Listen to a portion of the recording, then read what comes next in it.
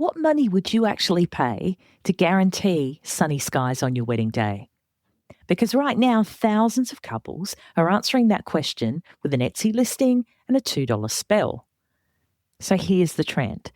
It started in 2025 when a New York influencer credited her flawless wedding weather to a spell that she bought from an online witch.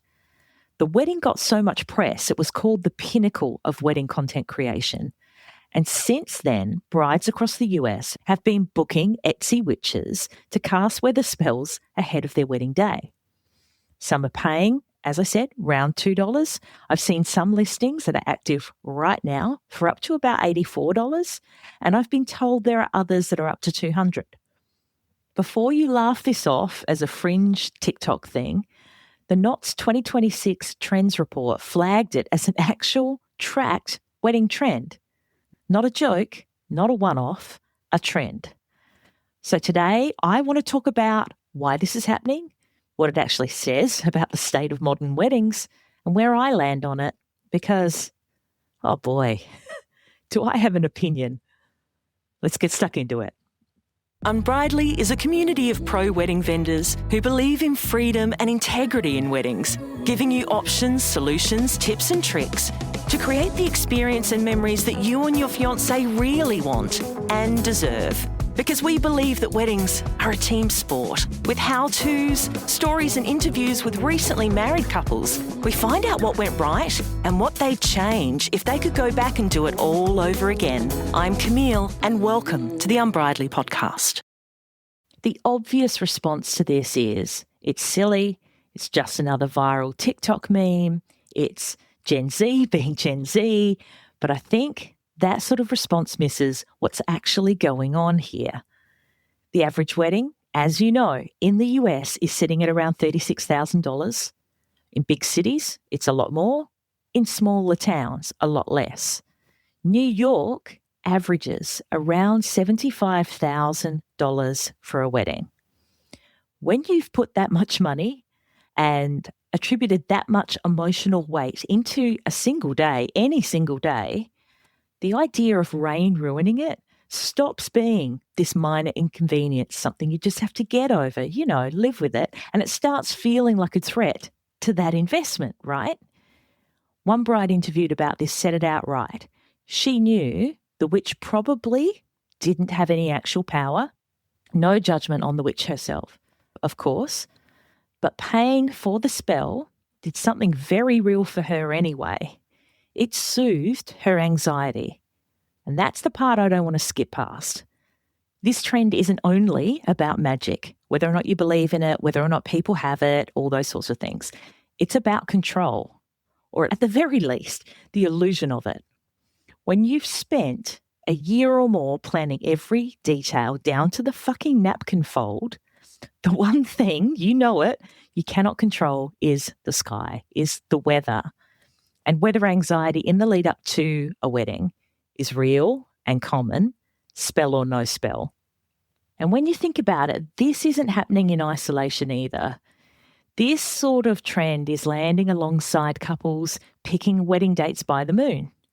Not unheard of. And picking wedding dates because they carry a special symbolic sense of good luck. Things like carrying crystal bouquets, booking tarot readers off TikTok. Some couples are treating the witch as an actual backup plan. Plan A is the marquee, Plan B is the indoor space, and Plan C is the witch. And I actually love that framing because it tells you everything. They're not replacing their contingency plan with a spell. They're adding it on top of a plan that they've already sorted out, communicated, and have they're ready to go properly, which is, if you strip away the witch part, the magic part, actually pretty sound wedding planning. Have your practical backup and then do whatever helps you sleep at night on top of it. Did you know that most newlyweds spend up to 8 hours of their precious time working through changing their last name after they get married? This is where easy name change comes in. Their kits provide you with a sort of shopping list of businesses, companies, and government departments where you simply pick which ones you need to notify. They then send you detailed instructions on how to go about the name change process because every business is different, and this saves you hours of calling around, waiting on hold, sending emails, waiting for a response, and then remembering to follow up when you don't hear back from them. Easy name change kits also provide ready-to-send forms, letters and emails, so you just attach your marriage certificate to them and you're done. Starting at $39, the value and time you get back is a no-brainer. For more help on changing your name after you get married, there is an excellent blog post on the Unbridely website, and I'll put a link in the show notes for you. Plus, Unbridely podcast listeners get a $6 discount on their name change kits by using the code Unbridely6. That's UNBRIDELY 6, the number 6, and this is valid until the end of 2025. Get your easy name change kits so you can move on to the fun parts of being grown-ups together, like holidays, getting a dog, building a house, herb gardens. I'm not going to sit here and tell you that a spell can change the weather. And it's certainly not my place to tell someone that their belief system is wrong on this podcast. What I do believe in completely is that ritual works. Not on clouds as such, but on you, on people. There is scientific, well-documented value in having a process that marks I have done what I can and now I hand the rest over. So athletes do it before they compete. They do all that preparation. They do everything they can.